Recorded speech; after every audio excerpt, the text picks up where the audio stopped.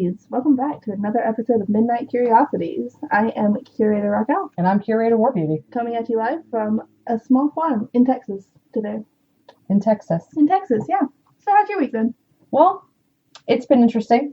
That's good. No, I'm just kidding. Yeah, I didn't think so. I've talked to you all week. No, that's not true. Okay, so you want to know about how my week has been going? So for those, a little get to know you session here. I'm a huge nerd. I love that. Big gamer. Let them know who you are. Big time.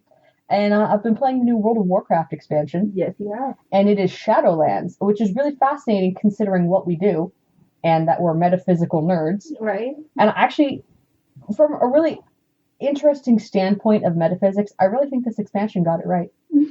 I'm glad that World of Warcraft is scratching that itch for you. Thank you. I'm very glad. I have an acute fascination with death and all things related to it, so Shadowlands has been very enlightening. Okay. I've been enjoying playing it. Not from the same level as you, I think. Because this is actually the first expansion pack of World of Warcraft that I've ever played. That's true. I roped her in. Yes. To my Warcraft cult. Yes. Speaking of, today we're going to be talking about cults because we promised it in the last episode. We did. Yeah, we left them with quite the cliffhanger. We did. So yeah, let's do it. Let's talk about cults. What is a cult? Okay, well, a cult is a group that has a power structure. You know what? No, I'm literally going to read you the dictionary definition. Yeah. Okay. Yeah, read me the dictionary definition for a cult, and then we can discuss what we think is accurate or not. All right, so the literal definition of cult is a system of religious veneration and devotion directed towards a particular figure or object. Okay. Discuss. Okay. Interesting. I don't know, my first thought was like a specific figure being like Jesus Christ and the following of Jesus being the Christians. Is that a cult?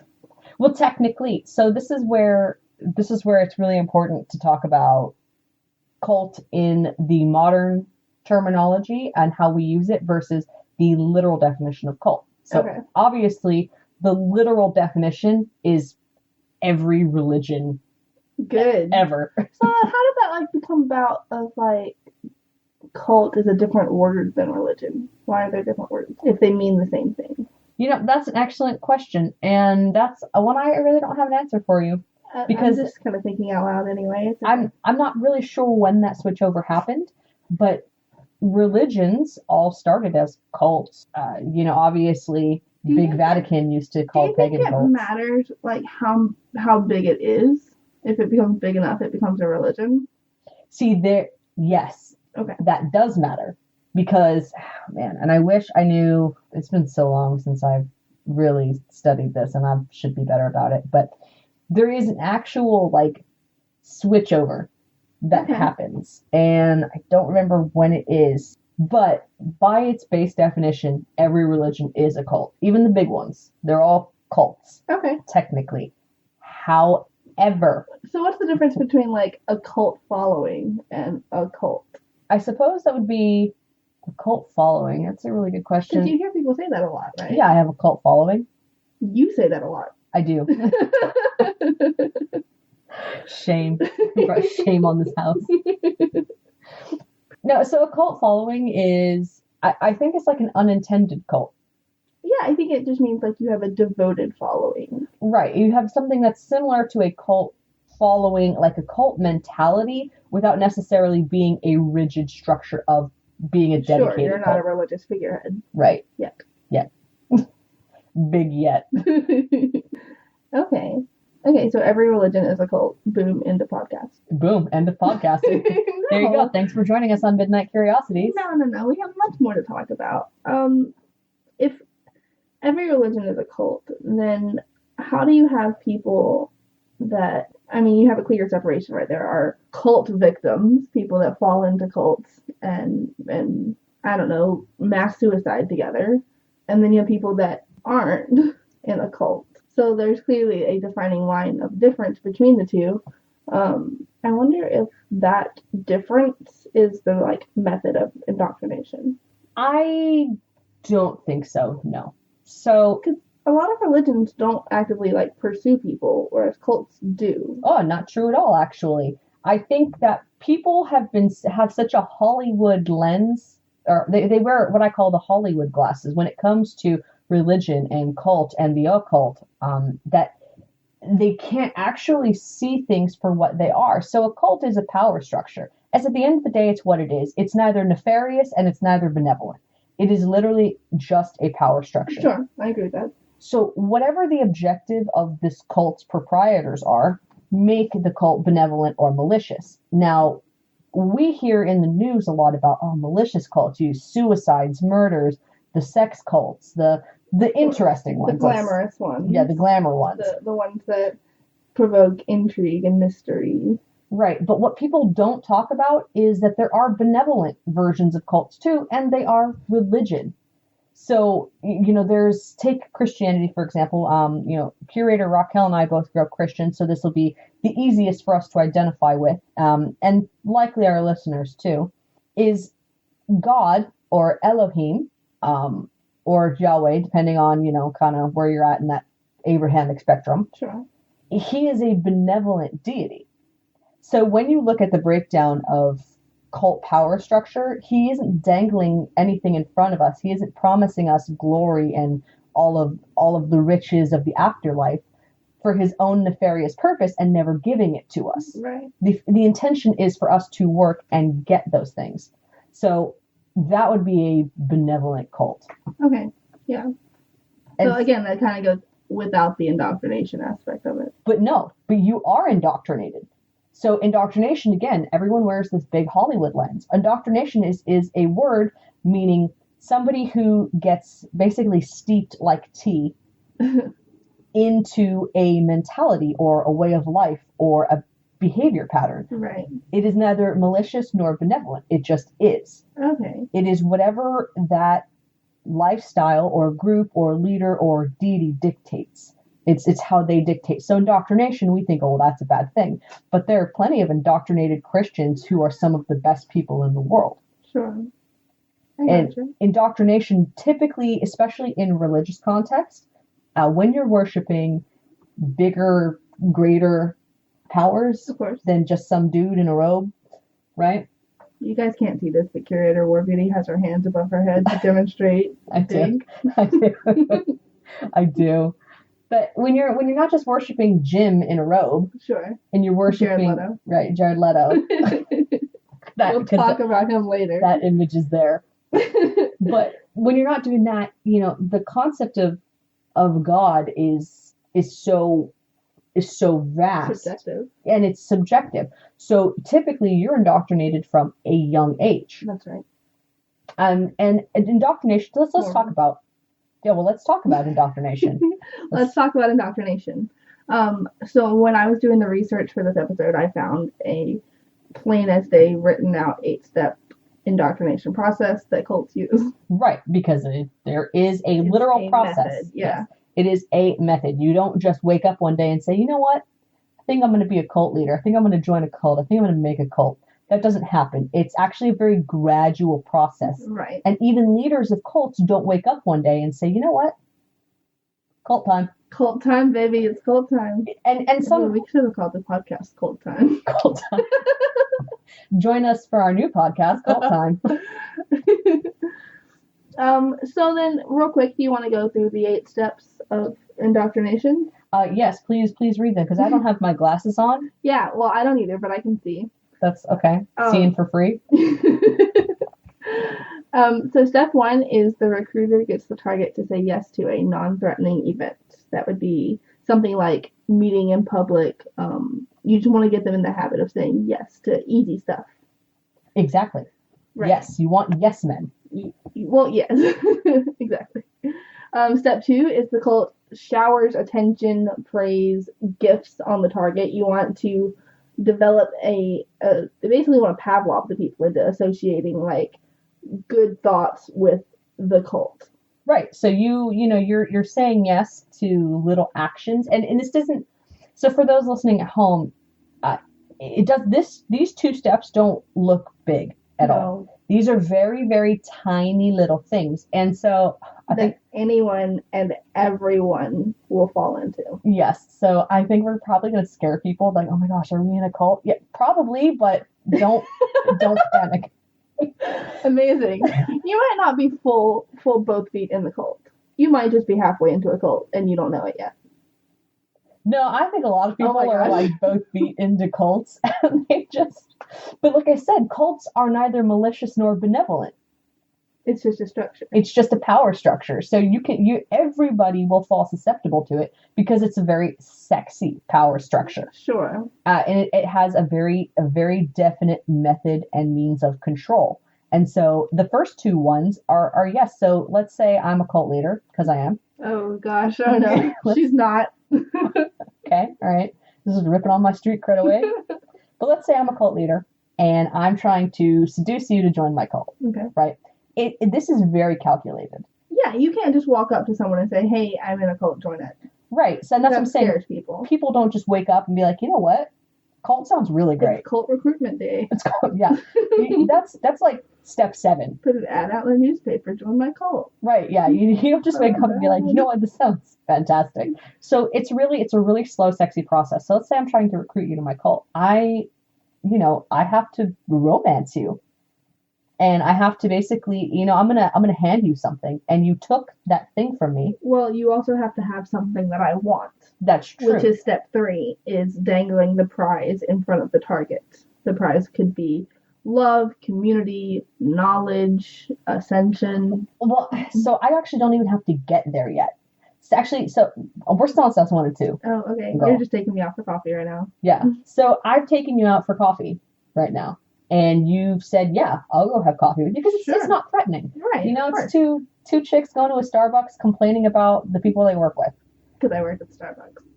You see what I did there? You see. I saw what you did. I slipped that in. I noticed. But, we're just going to a coffee shop to chat and just be fun. Just gals being pals. Just gals being pals. You've said yes to that. You've invited that and you've said, yeah, that's non-threatening. That's the end. Bang. I've got you. As long as I can continue to condition you to say yes to really tiny things like that. Mm-hmm. For example, handing you a business card. If I can just make you say yes to taking things from me or enjoying my company, I've got you. You're going to keep saying yes. This is how friendship starts. Now everyone's like, oh my gosh, my friendship a cult? I've known my friendship with you as a cult from day one. Listen, guys, I'm pretty much the only cult leader that advertises it. That's fair. But now I'm going to shower you with, gifts and things. So, I'll pick up the tab.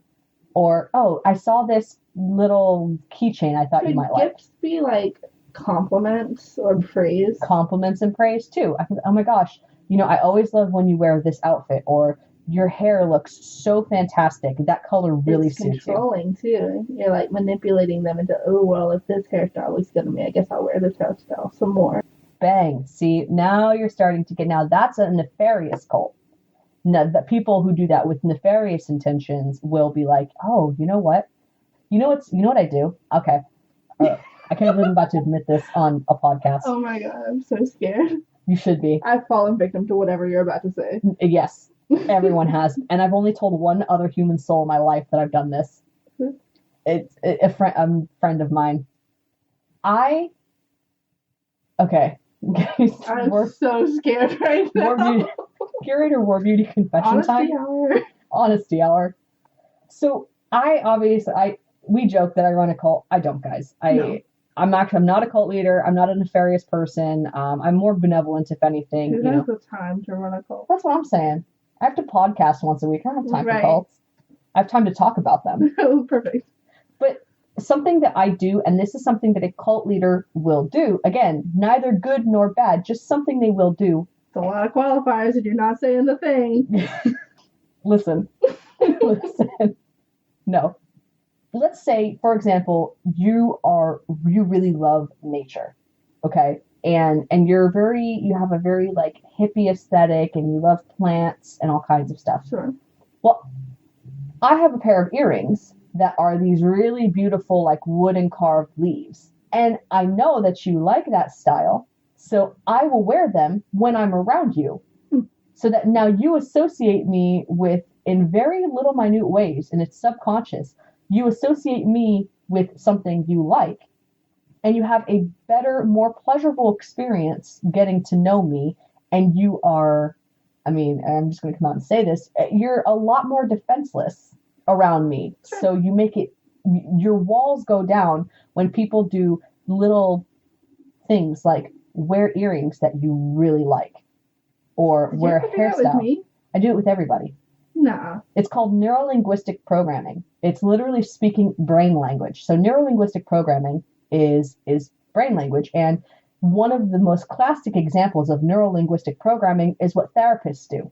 And most therapists do it so the brain is subconsciously wired to raise and lower walls depending on your traumas, your experiences, upbringing, etc., based on a reflection of the person that you're looking at. So a therapist will mimic your posture, and that subconsciously tells your brain to relax. That's Neuro-Linguistic Programming. They teach you to do that with like job interviews and stuff, like mimic their posture, mimic the way that they say things, like adopt their way of phrasing things and whatnot. Right. So that's all Neuro-Linguistic Programming, and this is what cult leaders excel at, and nefarious cult leaders super excel in this. Narcissists and psychopaths and megalomaniacs, god complexes, sociopaths, they excel in naturally talented neuro-linguistic programming. They have a much higher understanding of people because they almost view people as a removed third-party objective, including themselves. They don't necessarily see themselves as human. Sure. They get detached from the humanity of it. Right. And when you can detach from humanity, you can understand the entire language system humanity speaks on a really tiny level. And then you can manipulate it. Because most people go their whole day, their whole life, unconsciously aware of this really invisible language we all speak to each other. A lot of people are aware of it. They specifically teach that to me. I may or may not have a psychology degree. They teach it in psychology classes. Have you tried neuro-linguistic programming your way into one? A degree? Have you tried calling the administrator and mimicking their... Yes. Perfect. But it is. It's an actual... it's a thing that people are cognizant of. More than you would hope that they are. Because you tend to see it in kind of a nefarious light of you don't want to feel like you are being manipulated. You don't want to be aware that people are manipulating you, but they are. They always are. See, I think that you have a tainted point of view from that. Always. Because you do have a psychology degree. So you took classes to specifically objectively study. But if we remove the fact that we both have psychology training, I mean, you're Joe Schmo and Jane Schmo. Are they married? Yeah, Joe and Jane Schmo. Okay. They live in Iowa. Oh, of course they do. Okay. But if you remove any objective training and critical thinking lessons that remove you from humanity in order to see this language, most people, in my experience, most people don't know that this is a language that they are speaking or That's that fair. They understand. It's intuitive and they understand it, but I don't think people could put words to it. I would agree with that. Okay, so back to the indoctrination sequence. We are now on step 4, getting an agreement that the target wants the prize. Well, right. So now that I've neuro-linguistic programmed you, now that I've done my NLP, I know what you want. You've told me that you have something that I want, and I've told you that I want it. Right. And so most of the time, guys, too, don't be confused by this. A cult leader, they're typically not psychic. They're not like, yes, you want this. I am psychic. You're incredibly psychic. But most people do not have that insane level of gift where you can look at somebody on a first meeting and be like, I know exactly what you want. I've read you like a book. You're essentially like a Hustler magazine to them. Sure. Why Hustler? I wasn't going to ask. But why Hustler? But now I must know. I don't know. You know, like the Dear Penthouse, Dear Hustler? That's the first magazine that came to your mind. Yeah. Says a lot about you. See, and now you guys know. Further teaching you how to indoctrinate me into your cult. But Have a stack of Hustler magazines off to the side somewhere. I actually have Playboy somewhere. Wear your Hustler earrings. just dress a little sexier. But cult leaders and people who have this, they don't know what you're looking. They know what people in general are looking for. Sure. But when they're trying to get you specifically, they're going to get to know you, and then they'll be able to make very, very well-placed, educated guesses on what it is that you want. And you maybe never explicitly said, I want X. But they were able to figure it out with context clues based off of your life, your habits, how you spend your time and money, all of these things. They can make very good guesses at that point and be like, this person would love Y and Z. So access to the alien empire. Access, exactly. And if you have that, low key. You're just so ready to dive right in, aren't you? I'm so ready, you guys.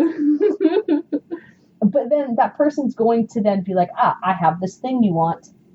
Right. Well, that's step 3. Right. Is saying, I have this thing that you want, whatever that thing may be. And then step 4 is the target saying, I do want that thing.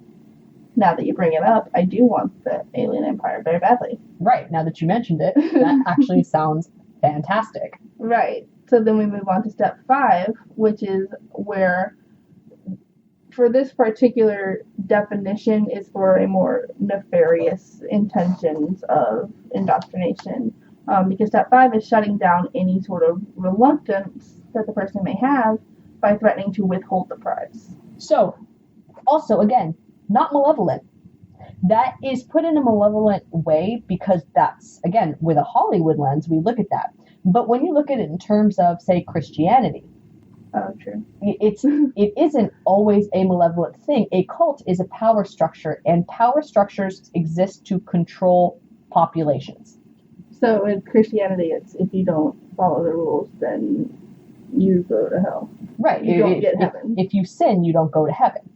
And that's, it is used in a malevolent way, but it's also used in benevolent ways. Sure. Sort of like a morality check for people, hey, don't murder this guy because you won't get into heaven. You don't really want to murder this guy. Yeah, that unless you do. That crime you wanted to commit, you probably don't really want to commit that. So step 6 is establishing guilt, shaming them, making them feel guilty for not accepting the cult wholeheartedly. Right. So again, I'll use Christianity for example, because we can all think of bad, malevolent examples, but it's harder to see when you put it in terms of broader religions. And this is how they do it. They basically send you out to what's called proselytize, and they'll send you out and be like, yes, have you heard the good word? Evangelism. Yeah, evangelism. And you're going to get shut down. People know, you may not get shut down on the rare occasion, but the heads of the establishment know you're more than likely going to be rejected and turned away. Many times.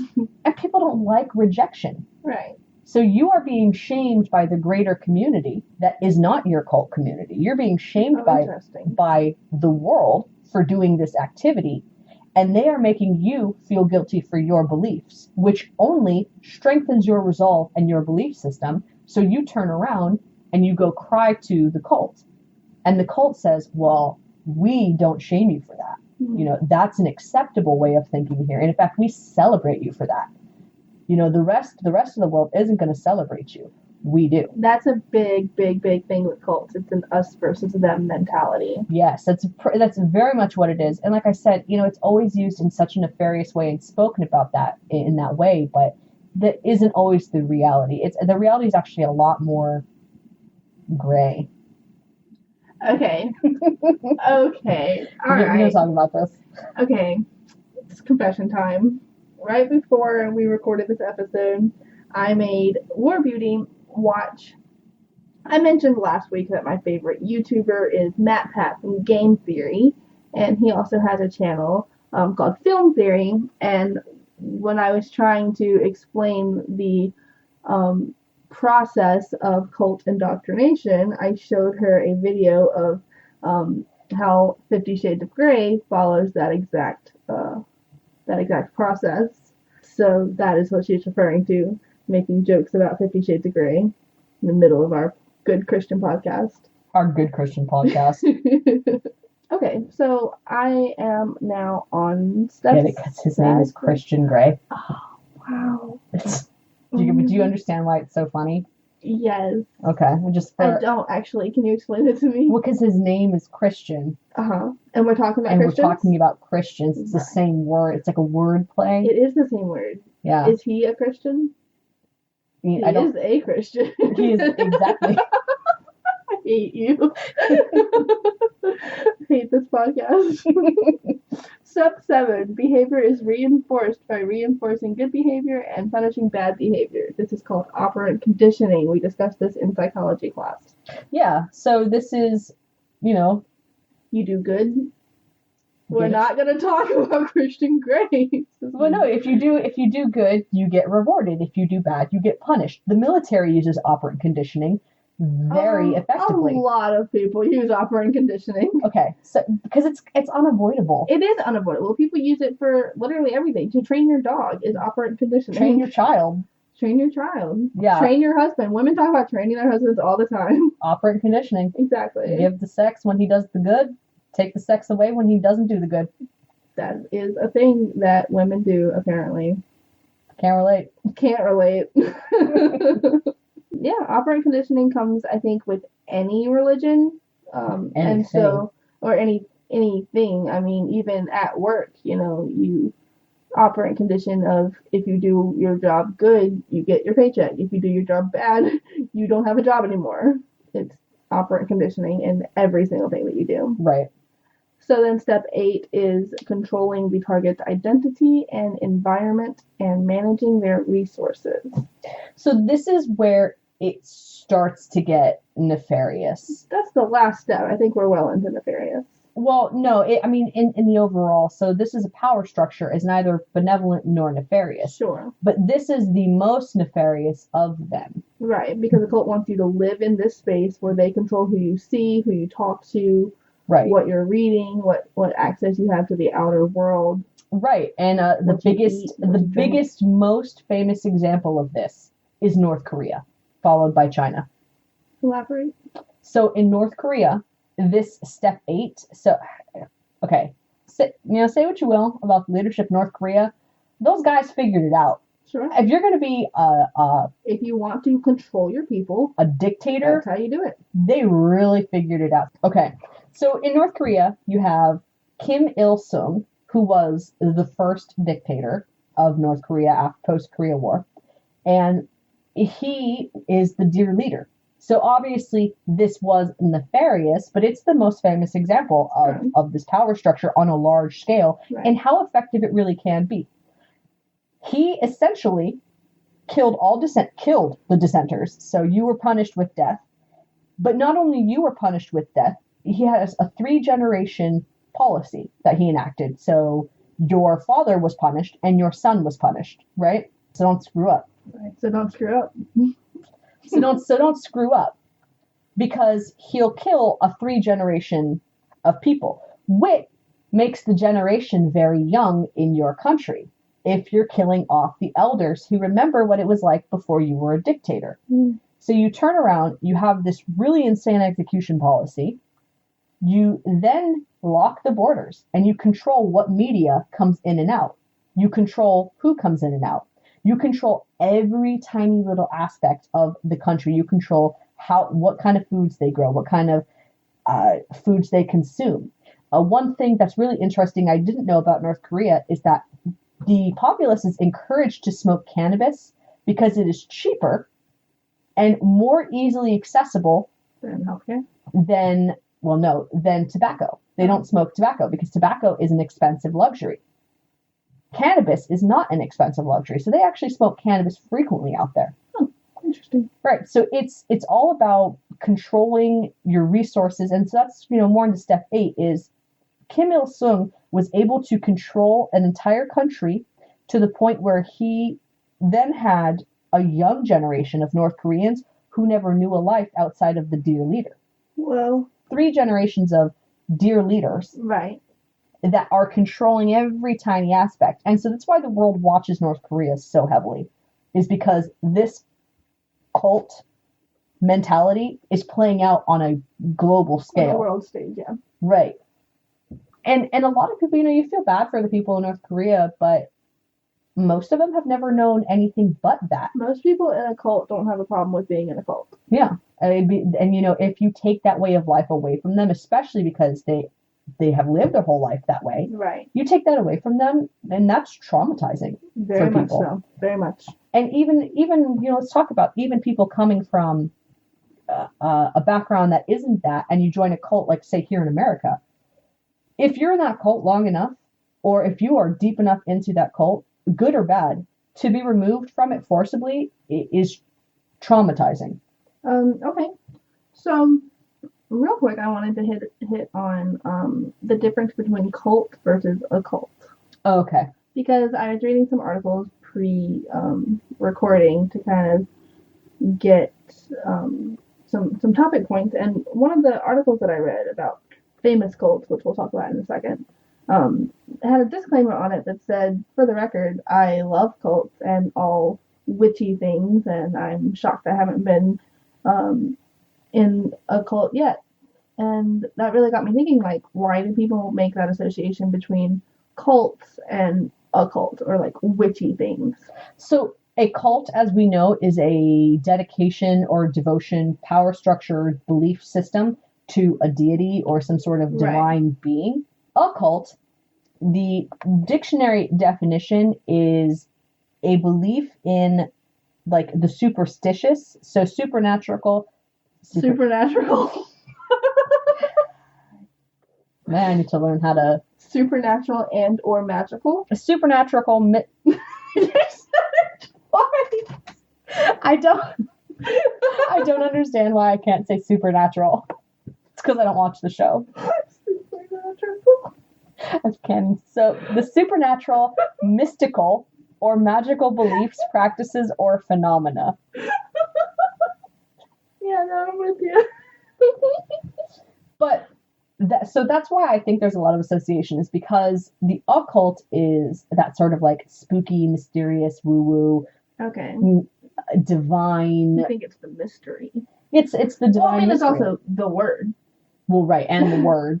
But cult is a belief in or a rigid adherence to some sort of higher being. And we typically, as a God-fearing species, are typically associate the divine with the occult because they're both mysterious, supernatural. We don't have explanations for them, which is not true. We do.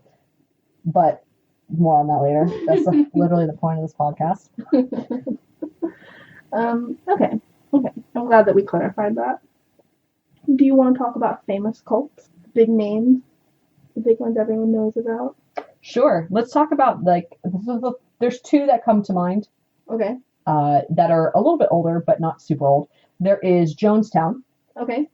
And that was in 97. Sure. Tell me what happened with Jonestown. So Jonestown was a group of people, like 900 people. It was like a town. That's a lot of people. A lot of people who ended up following Jim Jones, who named... Jim Jones? Jim Jones, that's his name. That's not me leaning on you right now. What a name. Wow. Okay. So they ended up following this guy, and he renamed his town Jonestown, and he built this whole temple, and like they eventually there was no like greater purpose for this suicide. I don't think. If there was, it's lost on. You don't think that they were like trying to ascend or reach the next level of humanity? No, so that it was basically a suicide homicide situation. Because essentially what happened is that information about his cult got out to people, and they started trying to snoop around and save people. Oh. Which, obviously didn't go very well. Sure. Jones decided to drink the Kool-Aid. Literally drink the Kool-Aid. And it was a cyanide-laced potion, and it was the children went first, and they were administered by the adults, and then the adults all went. It's really sad. Yeah, it was like 918 people died. Really sad. It's very sad. Yeah. What's the other one that comes to mind? The Manson cults. Of course. Which the big name. The big name. The people that gave a name to cults. Right. You know what's actually really fascinating? And here's something people don't talk about. So this is going to be a little bit longer episode because that's fine. I'm sorry, guys, but I feel that everyone has the right to know this. Sure. So currently in the world, but particularly and most prominently in America, there is a movement called Accelerationism happening. And accelerationists are people who are trying to bring about extreme civil change via starting civil war by whatever means and whatever that looks like. Right now, most accelerationists are also white supremacists. That's why you're seeing the rise of neo-Nazism again, is because this is a big ideology. I wonder how many episodes it would take you to talk about this. So in my free time, I hunt neo-Nazis, just by the by.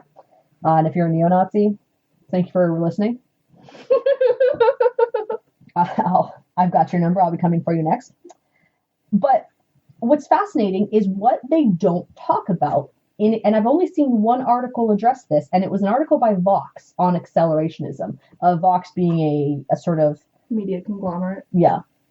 Publication. I know Vox. Yeah. Right. So Vox, in their article on accelerationism, talked about this because they spoke to actual accelerationists from, and you can find these guys in like 4chan and 8chan, and you can find them in all kinds of places on the internet.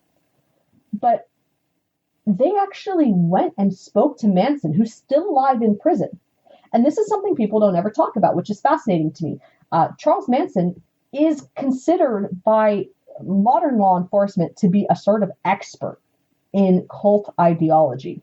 So he is frequently spoken to, called upon, in order to assist with what is the nefarious mentality behind X, Y, and Z, cults, serial killers, etc.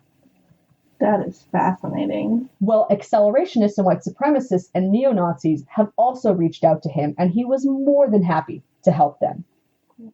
Right, I also said gross. Well, I mean, it makes sense. He's not the best of people. Right, but he was more than happy to help them. So you have this group of white supremacists and dangerous, hate-filled ideology believers, and these zealots that Charles Manson has directly influenced. Wow. Yeah, and that's, people don't know that. That's terrifying to even think about. Wow. And so when you think about cults and you think about the nefarious parts of it, I mean, I want you guys to look at modern white supremacy movements, because that's exactly what this looks like. And if you want to combat that, you have to combat strong cult mentality. And it's not easy. No. It is not easy at all, because again, removing someone from that environment is very traumatizing. But it's so traumatizing, and especially with volatile, dangerous, hate-filled ideologies like neo-Nazism and white supremacy, when you remove someone from that environment and it is not of their own accord, those people get violent.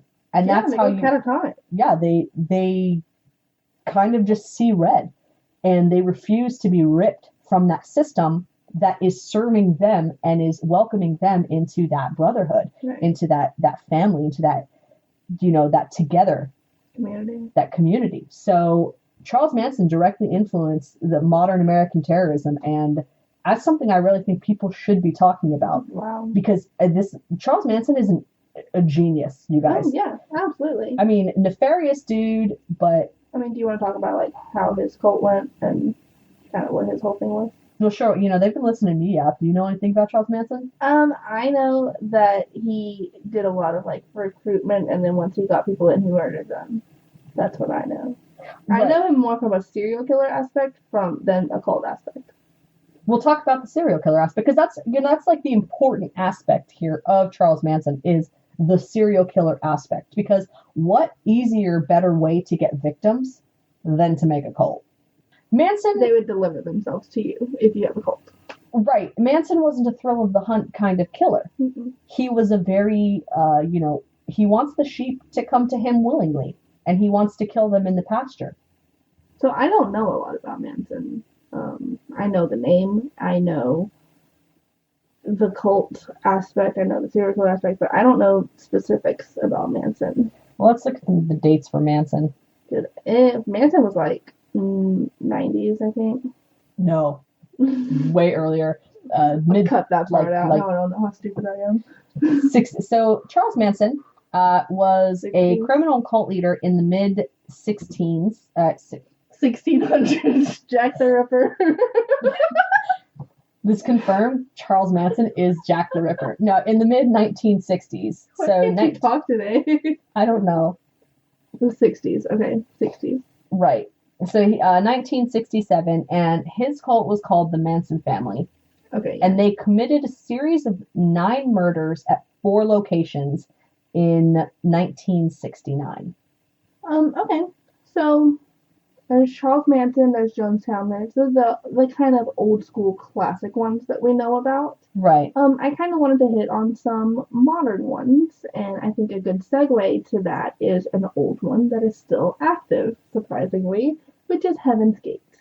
Heaven's Gate was a large, Christian faction cult that had a large mass of people, and then they did this huge, mass suicide together because they wanted to reach the aliens and achieve the next level of existence. Well, because they believed that Halley's Comet was the mothership. They believed that Halley's Comet was. Are you sure? I think they believed that Halley's Comet was coming for them and they were going to die, so they all killed themselves anyway to achieve ascension. Oh, I thought they believed Halley's Comet was the mothership and that they were killing themselves to get there. Maybe. I don't know. I wasn't there. I mean, the logic isn't flawed. Sure. Okay. Yeah. Okay. if that's what you want to believe.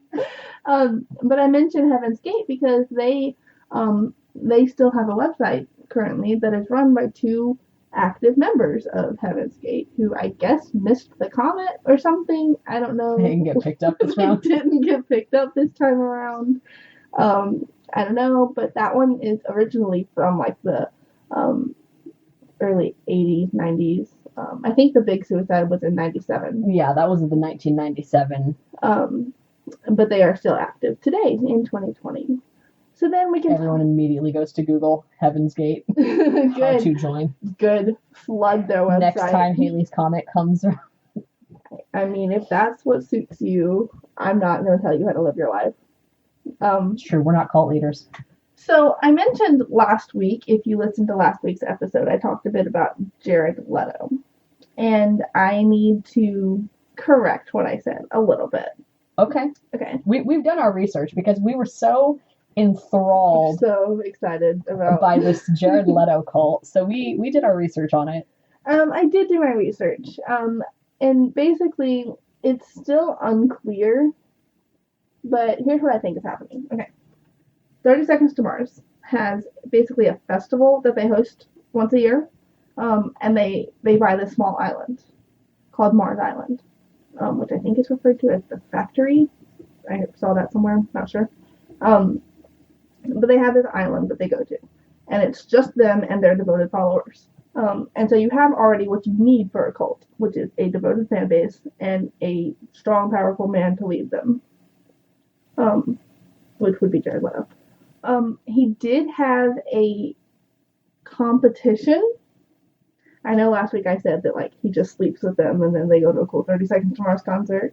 But he had a competition, so they would compete over who he gets to sleep with. Because a night with him in his bed was the prize for this competition. That sex better be falling out of control. He's a rock star. He probably thinks it is. That's fair. But he's also a white boy. So. That's true. Oh man, hate to say it. And if you're anybody who's listening to this, sorry, but you are likely not what you think you are in bed. Since they have such a devoted fan base, they tend to have a us versus them mentality. Sure. Of you don't understand us because you're not one of us. And so in many interviews, 30 Seconds to Mars was given the comment you have such a cult following, and they started joking, well, it is a cult. And so that became their thing. Oh. And so all of their social medias, every time they post images of their little events they do on Mars Island, they caption it with, yes, this is a cult. Here's my concern with that. It's a joke until it's not. And if you're following all of the cult practices, how are you not a cult? Just because it's a joke, there's truth in jest. And I think that they are edging closer to cult than fan base very, very quickly. Well, sure, a lot of fan bases can turn into cults very quickly. So, especially with them parading around as, yes, this is a cult. Yes, compete for my body and my attention. Right. So you just basically go through the 8-step process and see, does Jared Leto's cult meet the standards of being a cult? And I mean, he certainly does make a few check marks in the boxes that you need to be a cult. And again, it's a power structure. It's inherently not bad or inherently not good. It just is. It is a neutral power structure. So, I mean, he can have a cult if he wants a cult. Right. If that makes people happy, then I want people to be happy. Okay. There's a picture of him online. There is. Pictures from Mars Island. Everyone dresses in white robes, and Jared Leto has his long flowing hair, looking like Jesus, walking up on the rocks on the beach and stuff. It's very cultish, in my opinion. I love it. I know you do. I'm all about it. I'm here for it. I stand that. The last cult that I wanted to talk about is Nexium. Oh, yeah, they were just in the news this year. And that's why I wanted to talk about them. It's because a lot of people have this idea that cults are a thing of the past. But they're very much not, as we see with Jared Leto, as we see with Nexium. They may have started in the 60s, but the leader, Ranier, he's on trial right now in 2020. They just passed the verdict, I think. Yeah, right. He just went to trial. For those that don't know, Nexium was basically a private community, is what they were parading themselves as, like a group of people. But within that group, there was a dynamic of Rainier was at the top as the they called him the vanguard. And then below that, there were the masters, and then at the very bottom were the slaves, is what they called them. And it was a lot of blackmailing women, taking nude photographs of them and revenge blackmailing porn. them. Yep. It was a sex cult, and it was deplorable. And when people reached out to the outer community of, hey, this is what's going on in here, things went bad very quickly for Ranier, and that's why he went to trial, and that's why he was convicted. But I think it's important to know that these women didn't go into this knowing that that's what was going to happen. They didn't go into this thinking, this is a cult, they're going to blackmail me, and my life will be ruined. It's a process that anybody can fall into. It's a process that it's so gradual and so slow that you don't recognize it happening. You know what his problem was? He had a stupid cult leader name. The Vanguard? The Vanguard. You don't like that? I hate that for him. You know why the KKK is still a thing? Because they've got the Grand Dragon and the Grand Wizard. As much as we don't like them, I have to hand it to him. You really think his whole cult failed because he was called the Vanguard? Yeah, I mean, really, when you think it, that's not a sexy cult leader title. Masters and slaves? Doesn't do it for you? Boring. Played out. Very played out, sure. That's what I'm saying. Unoriginal. Exactly. So, the Ku Klux Klan has similar beliefs about skin color of masters and slaves, we shall say. But they've got the Grand Dragon and the Grand Wizard. They're still going strong. As cockamamie as that is, they're Grand Dragons and Wizards. People are more willing to support the Grand Dragon and the Grand Wizard than the Vanguard? Yes. Okay. Well, on that note, we need to reiterate, we do not support cults. We do not support the KKK or... Okay, well, let's... I don't support cults. I don't care what religion it is. I don't support cults. Well, let's back up. Cult is a non-black and white power structure that is what it is. So, obviously we don't support nefarious cults. There you go. We don't support people with hate-filled or ill intentions. We don't support Grand Dragons. We don't support Grand Dragons or Grand Wizards, despite how cool those names are. It's unfair that they got the cool names. Thank you. Exactly. And this is my problem, is that how come the racists get Grand Dragons and Wizards, but I'm weird if I have a magic wand? You're not. You're weird for many more reasons than that, honey. Okay, that's fair. But yeah, no, hopefully our stance is made clear as time goes on. I mean, we're very anti-white supremacists. Anti-acceleration. Anti-hate in general. Anti-hate, yeah. It doesn't have a place here at Midnight Curiosities. It doesn't have a place at One Eye Oddities, and it doesn't have a place in the world. So those are the steps. Those are the steps. Midnight Curiosities, One Eye Oddities, the world. Bang. Midnight Curiosities is a podcast hosted by One Eye Oddities. That's our sister company, our parent company, rather. One Eye Oddities is a new way to see magic. Right? It is. Okay. Thank you guys so much for joining us this week. I know it's a little bit of a long one, but we feel it's really important to talk about these subjects that we're so passionate about, and education is always at the forefront of our mind and on our intentions. And we appreciate you guys for listening. So, as always, I am Curator Raquel. And I'm Curator WarBeauty. And don't forget, become an oddity. That sounds cultish.